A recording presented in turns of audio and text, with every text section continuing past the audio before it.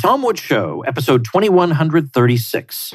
Prepare to set fire to the index card of allowable opinion. Your daily dose of liberty education starts here. The Tom Woods Show.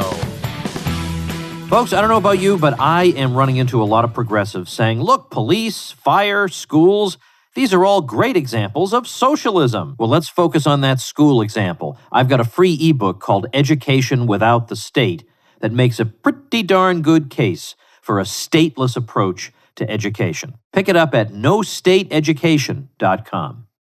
Hey everybody, Tom Woods here. Glad to have our old friend Ryan Levesque back on joining us. He is the Inc. 500 CEO of the Ask Method Company. He's the #1 national best-selling author of the books Choose and Ask. You can find his work in the Wall Street Journal, the Harvard Business Review, USA Today, Forbes, Entrepreneur, and on and on. He's got 250,000 entrepreneurs who subscribe to his email newsletter. And he's going to talk to us about Web 3 or Web 3.0, which is changing a lot of the ways people do business now. Because a lot of us, how about that, have become interested in privacy online and protecting our information. And a lot of businesses, perhaps your own, have just grown accustomed to being able to use cookies and get the information they need. And now there are all kinds of compliance requirements about alerting people to the kind of information that you're getting. Sometimes you're not able to get that information because people just ain't sharing it anymore, and they're making sure that it's not being shared. So what is the way forward in this new world? So Ryan, welcome to the show. Tom, it's great to be back and really looking forward to this conversation. Yeah, it's been a couple of years since I've talked to you, and you're more successful than ever. I love having friends who, when I don't keep up with them, and then I finally get back in touch with them, they're doing great, and they have all these new interesting things to tell me. Excellent. I'm interested, of course, in you and your work. I love your book, Ask. I've implemented a great deal of that in my own work. I just launched a new membership site this year, and although I should have used your method, I still nevertheless kind of at least follow the spirit of it. Because I launched a membership where I basically said, for the first 6 months, I'm going to have a whole bunch of founding members or beta testers. And in this first 6 months, you get a massive discount. And I'm not even thinking about the first 6 months as being a big moneymaker for me. I'm thinking of the first 6 months as an opportunity to get to know the biggest fans of what I do and to find out from them what they want the most. And so it's kind of in the spirit of Ryan Levesque. I like it. I really like it a lot. I mean, one of the things that I've been preaching and teaching for years is that no matter what business you're in, your message should come from your market, not from your mind. And really what that means is your message, and that's both your marketing message, but also the message that you're conveying in your product and what it is that you're actually selling, should come and be sourced from your market, not necessarily something that you invent in a room by yourself with this sort of spark of innovation and inspiration. It should be sourced from what is it that your market truly wants and needs, and you build a business around that. And so I love that you're doing that. Even if you're not following the Ask method to the letter, the fact that you're sort of following the spirit of the Ask method puts a smile on my face. Well, I have an audience that is very interested in online privacy that looks at big tech with, let's say, a jaundiced eye. Even though we do use it a lot of times, we're not so thrilled about maybe some of their practices and so on and so forth. So some of what you've been talking about lately about so-called Web 3.0, I think might be right up their alley. So first of all, what do we mean by this weird-sounding term Web 3.0? Yeah, it's a great question. Now, when many people hear this term Web 3.0, which is in reference to this third era of the internet, many people have this misconception that what we're talking about here is limited to cryptocurrency, blockchain technology, and the Facebook metaverse. And people have this vision that, the 3.0 version of the web is going to be all of us with virtual reality headsets, bumping into walls, walking around like zombies. And that's not what Web 3.0 is at all.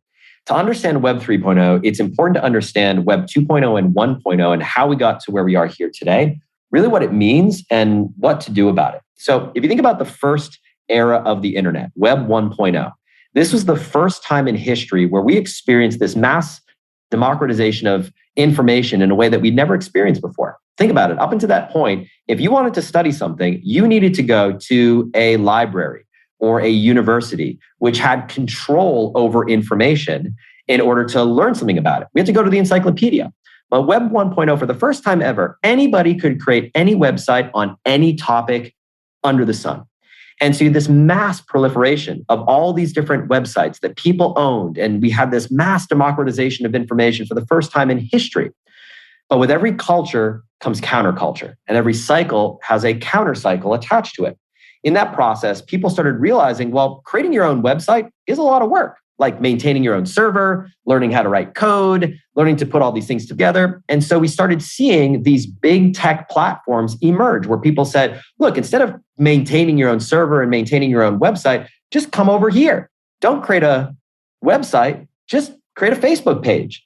Twitter emerged, YouTube emerged. You have all these big tech platforms that emerged that kind of served as the backbone of Web 2.0. So where we had this mass democratization of information and traffic on the internet, in the last 5 to 10 years, we've seen this mass consolidation, this mass centralization of information and control in the hands of a few big tech platforms. And we know what they are. It's the Facebooks, it's the Amazons, it's the Googles of the world, and all of their sub-properties and network that they own. So Web 1.0 was this mass decentralization. Web 2.0 was this mass centralization.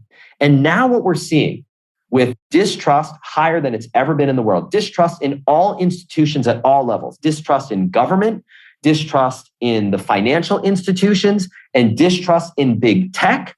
People are voting with their feet and they're saying, we do not want this anymore. We want to take back control of our own data, take back control of our own privacy. So we're seeing in this new movement, this new era, this Web 3.0 era, a return to that decentralization, taking back control, this counter movement away from big tech, away from big social media, more in the direction of owning your own data. And so with that backdrop provides a very exciting opportunity for anybody who has a digital business, anybody who generates customers and clients online, and at the same time, a window of opportunity that must be taken advantage of now in order to not be left in the dust. Well, one of the things that appeals to me about your approach to finding out what people want is, as I said, that it's so transparent and straightforward. You just come out and ask people. You're not trying to track them online and see what they're up to and then crunching numbers and stuff like that. It's like with this program that I have, I wanted to know what topics would people most urgently like to hear discussed. So I came up with a ranked choice. I guess I did do now that I think about it, I guess I did do a little bit of a quiz, but I came up with a ranked choice thing where instead of just telling me which one of these do you like the most, I had people rank them from 1 to 10. And then I could see which are the ones that people want most urgently. I didn't have to dig into demographics. I didn't have to, dig into their search histories. Not that I have access to that, but I didn't even have to think that way. Instead, it was people were pleased to tell me because they knew I was asking. They were pleased to hand over the information voluntarily because they knew it would give them a better user experience. So that is an approach to customers that will also, I think, have the side effect of appealing to folks like people who follow me who really do value their online privacy. It doesn't mean they'll never answer your questions, but just ask them. Just ask them, you'll get the answer. There's something different between tracking someone's behavior in the background and when someone lands on your website, beginning by asking a series of questions and being very transparent.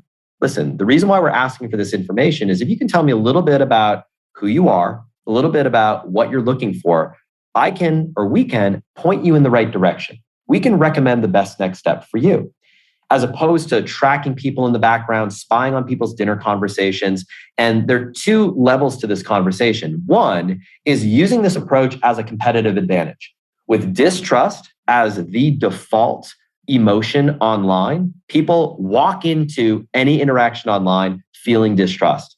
Well, you can counter that by being incredibly transparent in what it is that you're doing and letting people know that you're asking these questions in order to not only better sell, but more importantly, better serve them as a consumer. So there's that competitive advantage element.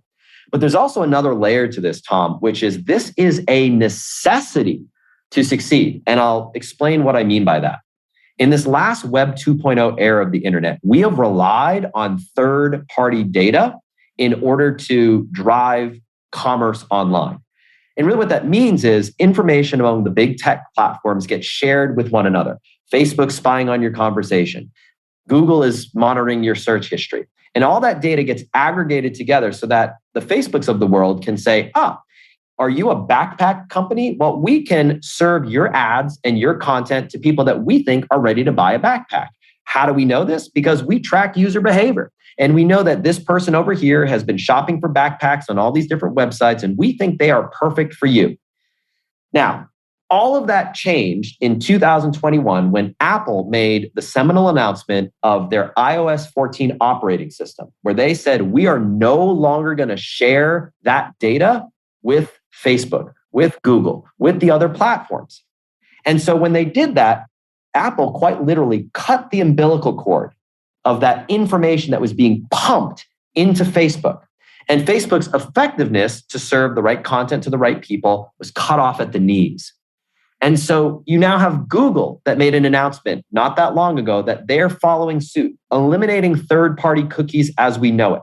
So for those of us who have been online businesses or marketers, and we've relied on this paradigm of third-party data over the last 7 to 8 years, that paradigm is over. It no longer exists. And so what it means is we need to replace a third-party data strategy with what's known as a zero-party data strategy. Third-party data is a third party that you're relying on that information to feed and grow your business. Zero-party data, Tom, is exactly what you're talking about. When someone lands on your website, zero-party data is information that you are explicitly asking for and that the website visitor is explicitly providing. Not that you're tracking in the background, but they are volunteering for the explicit purpose of being better sold to and better served so that you can recommend the right products, the right messaging, serve the right content based on their situation, their needs, their challenges, their wants, and their desires. So it's a fundamental shift. And for anybody who does not have a zero-party data strategy right now, you are set up to fail in this new Web3 era of the online digital marketing universe. On the one hand, that sounds interesting and encouraging and exciting. But on the other hand, it sounds kind of scary because maybe I don't have such a strategy and I don't know how to get one. So what do you do in this new environment? What do you recommend people do then?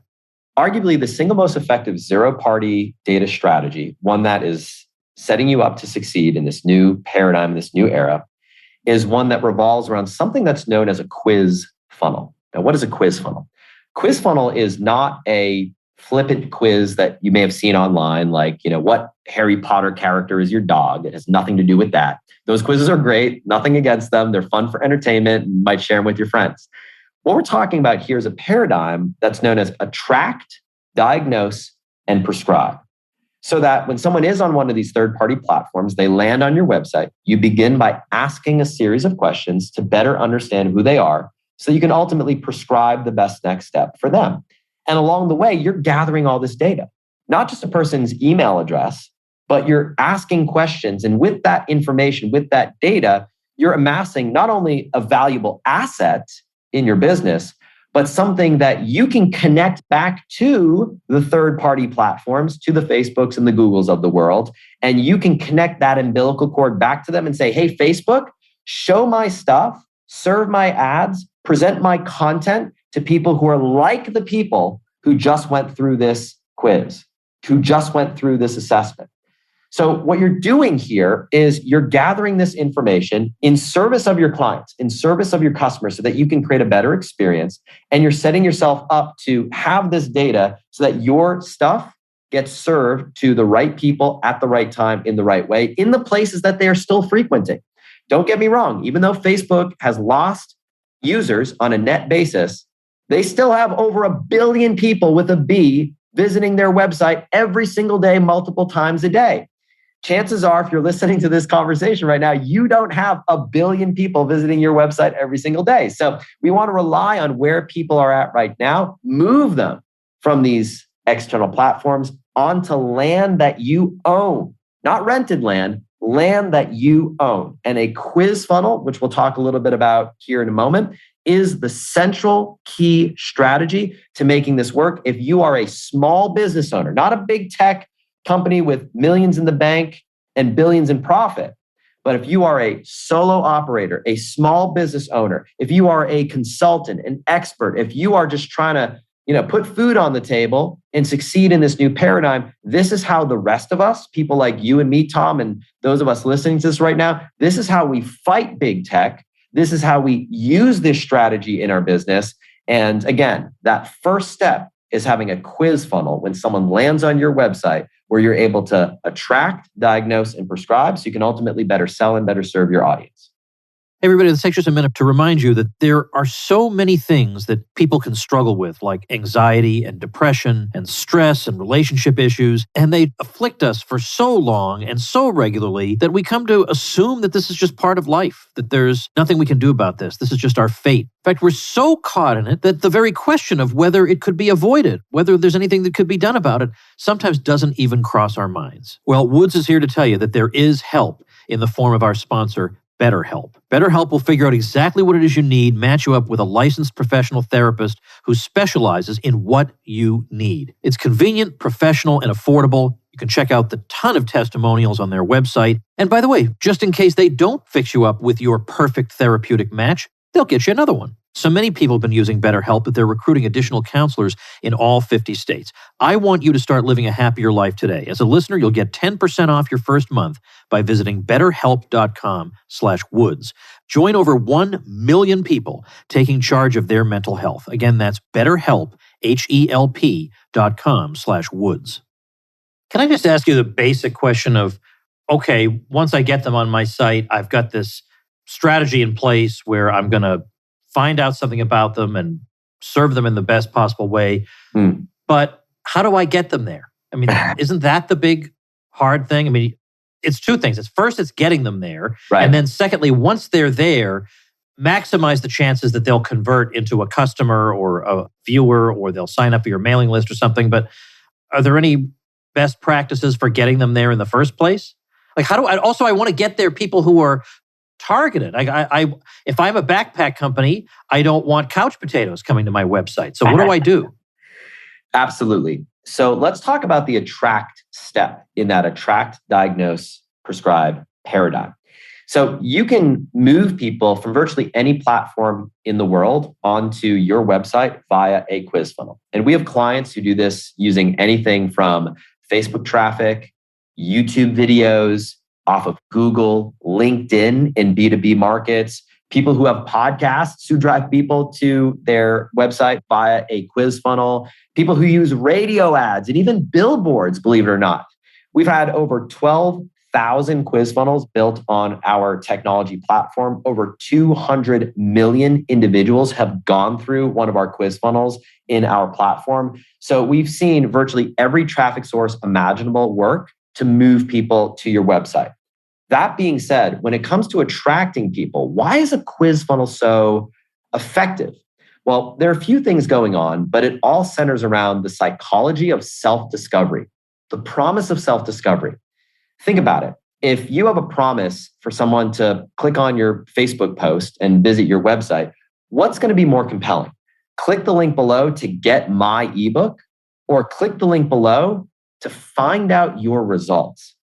You're shifting the conversation from being about you, me, like the marketer, me, to being about the end user, the visitor, and making it all about them, all about you. You shift from a me conversation to a you conversation. Now, there's more going on beneath the surface, but as a first step to think about, well, what type of quiz might make sense for your business? There are 3 different types of quiz funnels that work incredibly well. And what I'd love to invite you to do if you're listening to this right now is just to, in the back of your mind, if you're, listening to this in your car, you're working out, or you're walking or doing whatever, just start thinking about which of these 3 types of quiz funnels might make the most sense for your business. First type of quiz funnel is what we call a type quiz. A type quiz is where you're putting people into one of several buckets based on who they are, based on their type. And I'll give you an example of this. There's a skincare company that we worked with years ago, big brand that many of us would know. They had several different skincare products, and they came out with something called the skin type quiz to identify what skincare product is right for you, where you ask a series of questions to understand a person's skin type. Do you have dry skin, oily skin? Do you have sensitivities? Do you have issues with on your face, on your arms, on your back, all of these different things. And with that information, recommending the right product for them. So that's a type-based quiz. Now, it's in contrast to the second type of quiz, Tom, which is a killer quiz. Killer quiz is where you're helping people identify the biggest mistake they're making in their life that's holding them back from getting results. And an example of this would be the golf swing killers quiz. This is a golf instructor years ago created this quiz to help people identify the biggest mistake they're making in their golf swing. And on the back of this quiz, built an incredibly successful business, literally asking people questions about their golf swing, diagnosing the mistake that they're making, and prescribing the right next step, prescribing the right fix. So that's a killer quiz. Third type of quiz is what we call a score quiz. A score quiz where you ask people a series of questions to help identify where they are in that area of life or business and how they're doing relative to their peers, relative to where they should be based on where they're at right now. An example that comes to mind is a digital marketing agency out of Canada called Powered by Search created this quiz. What's your digital readiness score? How ready are you to take your brick and mortar offline business online? Take the quiz to find out now. And created an incredibly successful digital marketing agency in Canada, all on the back of this quiz. So a good first step to kind of get the creative juices flowing, to start brainstorming possibilities, thinking about you and your business is 3 types of quizzes: type, killer, or score. Which one might make the most sense for you? Yeah. See, I'm sitting here thinking, what you said a while ago is now fully resonating with me about turning the psychology around a little bit. Because my whole thing is always, here's my free ebook. Right. But then I think, how do I actually act? I almost never, there are ebooks being offered everywhere I go, and I almost never accept it. Right. But if it's here's a quiz and then click here for your results, I am a sucker for that. I click that all the time. And so now I'm sitting here as you're talking, I'm daydreaming, thinking about how can I use this to build my own list and to extend my reach by tapping into the same psychology that I myself, live by, which is, if it's about me, you're darn right. I want you to email me my results. I'm probably not even thinking if you email me my results, that means I'm on your mailing list now, So it definitely does work. Do you use these quiz results, though, also to segment your customers? Like if the quiz result returns some kind of result, well, maybe they need like a beginner package, and another result, they need a more advanced package. Do you have to go into it at that level, or can you just do a simple quiz? It's a great question. And it's sort of, one of these things that, the old adage is, well, when's the best time to plan a trade? And of course, we've heard that one before, right? 25 years ago. When's the second best time to plan a trade? Well, it's today, right?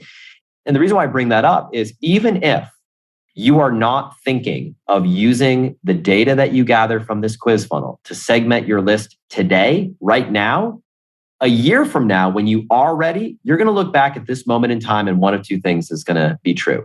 Either A, you're going to say, man, I wish I would have done it because now that I've got a little bit more space and a little bit more breadth, I'd much rather have 1,000 or 10,000 or 100,000 people and know all this information about them so I can segment them. Or you're going to say, I sure am glad I did it back then because now I can actually take action on this information.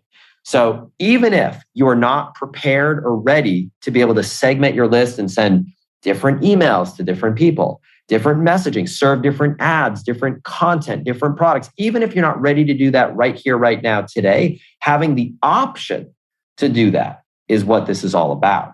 So yes, you can start with a simple quiz. No, you don't have to do all these pieces all at once. And you can take it one micro commitment step at a time.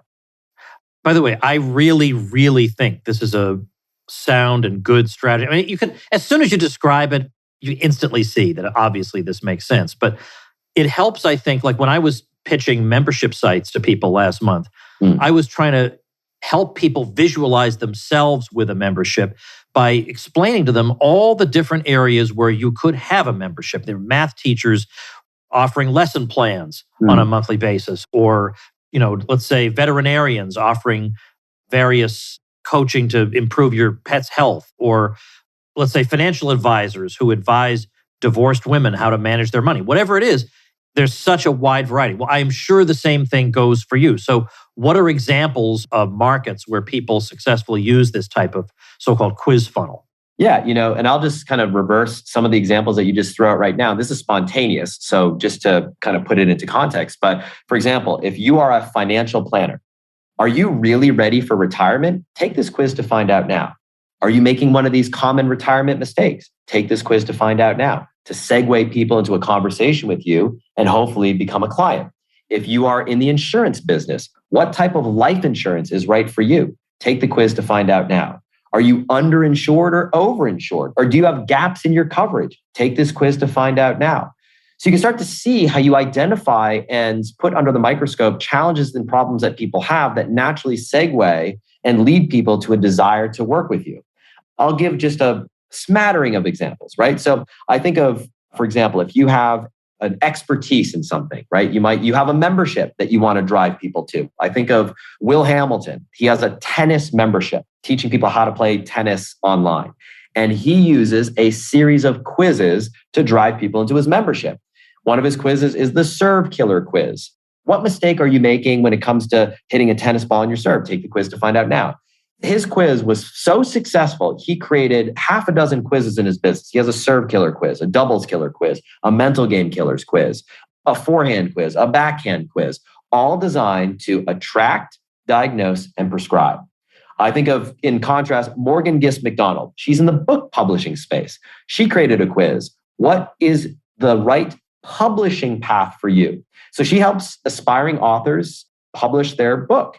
And in the publishing world, there are just so many options, right? Like, do you self-publish, traditional publish, vanity press? Do you do an ebook, a physical book, hardcover, softcover? Do you do an audiobook, free plus shipping, giving away bonuses? Like, what path is right for you? So she has a quiz that helps people identify what publishing path is right for you. And then that sends people to book a phone call with her and her team to talk about working with her company. Gosh, I think about Deirdre Fay. She's a therapist, like a local therapist in a local market. She has a quiz funnel that she uses to get more clients. I think of Ben Cummings. He has an e-commerce brand in the health and beauty space. He uses a quiz funnel. Andy Mackinson has an e-commerce business that sends a curated box of healthy food to your home. He uses a quiz in his business to figure out what package is right for you based on things like your dietary preferences, your food allergies, what types of foods that you like to eat, your household, you've got kids, no kids, all of these different things to send the right package and recommend the right product for you. So, we could go on and on and on, but if you sell a digital course, if you sell any sort of client service, if you are looking to get more appointments, get more clients, if you sell a physical product, a digital product, and it really doesn't matter the price point of your product either. It could be a low ticket product, a high ticket product, or really anywhere in between. And it all has to do, Tom, with this universality of this promise of self-discovery, the promise that someone's going to discover something about themselves and be spoken to as an individual, not in a one-size-fits-all way, but in a way where you're asking questions in the same way that you would be selling someone in person. How would you sell someone in person? Would you just start shouting your marketing message to them? Or do you begin, if you met someone at the gas station or at a Starbucks or wherever, you begin by doing what? Asking people a series of questions. But instead of having that conversation one person at a time, this allows you to have that same conversation on autopilot with 100 or 1,000 people a day, all day, every day. All right. Well, I eat this stuff up. I could talk about this stuff all day long. And as a matter of fact, I do. When I come across somebody like you at a party or something, well, I'm tuning out the rest of the people and I just want to sit and talk about this. At my high school reunion, we missed the last one because of COVID. But before that, I found out that one of my high school classmates did marketing for Procter & Gamble.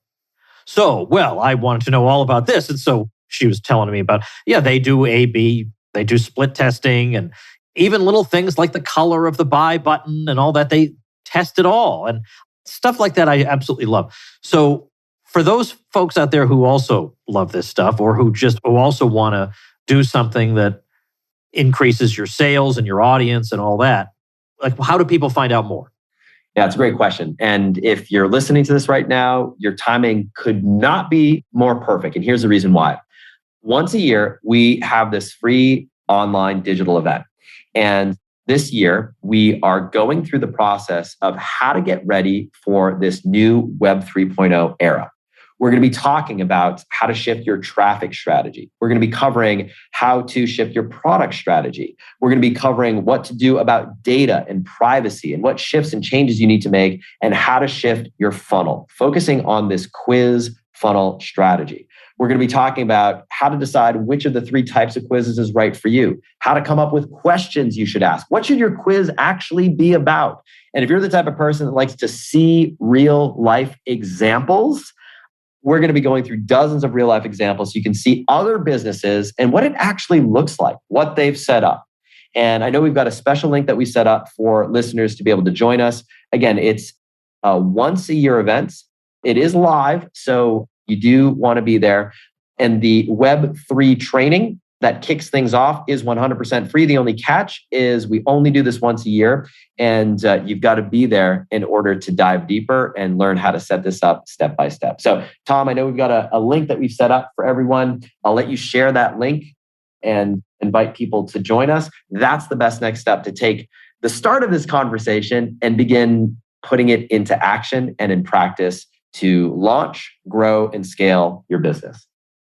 Well, link is tomwoods.com/web because we're talking about Web 3.0. So tomwoods.com/web. You should go to this. I know I have business people out there. You should go to this. We theorize a lot about capitalism. We say it's a great system. But the other side of that is, how about trying to be the best capitalist you can be, which basically just means serving your people the best way you possibly can. And that involves keeping up with what's going on these days and what the trends are and what works now and what doesn't work anymore should be discarded. And that's what Ryan specializes in. He specializes in it, so you and I don't have to. So we can just go about our day, and then he lets us know what works and what trends we should follow and what we should be doing right now. So I will certainly be there. Without a doubt, I will be there and maybe even commenting on it on the Tom Woods Show. But I want there to be a throng of engaged Tom Woods Show audience people there. tomwoods.com/web is the link to go sign up. So you should go do that right now while you're thinking about it. And Ryan, best of luck with, not that you need it, but continued good luck with all the good and important things you're doing. Tom, it's always an absolute pleasure. Whenever we speak, I feel re-energized. And look, I'll say this. For anyone who wants to take control of your future, have sovereignty over your financial wealth, this is the path for succeeding in this new Web 3.0 future. And the moves that you make here today will determine the winners of tomorrow. So I'd love to invite anyone who is remotely interested to join us. And again, tomwoods.com/web. It's going to be fun. We're going to cover a lot of ground and excited to get started and dive right in. Ryan is one of the good guys, folks. Just Google him. You'll see that instantly. He's not a lightning rod like old Woods here, where people aren't quite sure. People on the other side don't really know how they feel about it. No. Everybody loves Ryan because he makes miracles happen for people, honestly, with all the research, and his strategies are all just top notch. So check him out. Thanks again, Ryan. We'll talk soon. Awesome. All right, folks, definitely check this out. For 5 days, Ryan's going to have a different expert on each day talking about a different aspect of business that's going to be affected or is currently being affected by Web 3.0. Nothing for sale, but it's really, really valuable material that you're getting for basically nothing. So check it out, tomwoods.com/Ryan. And even if you're not in business yet, but you're thinking about doing it, why not learn now the way you need to organize it now, rather than make all the mistakes and then have to chuck everything and start all over again? Why would you want to do that? So check out what Ryan and his colleagues are going to be teaching in this symposium. So tomwoods.com/Ryan is where you want to go. Tomorrow, I've got Michael Heiss coming back on to talk to us about what just happened at the Libertarian National Convention. If you haven't heard about it, you are in for a very, very pleasant surprise. Thanks for listening, everybody. Become a smarter libertarian in just 30 minutes a day. Visit tomwoods.com to subscribe to the show for free, and we'll see you next time. Like the sound of The Tom Woods Show? My audio production is provided by Podsworth Media. Check them out at podsworth.com.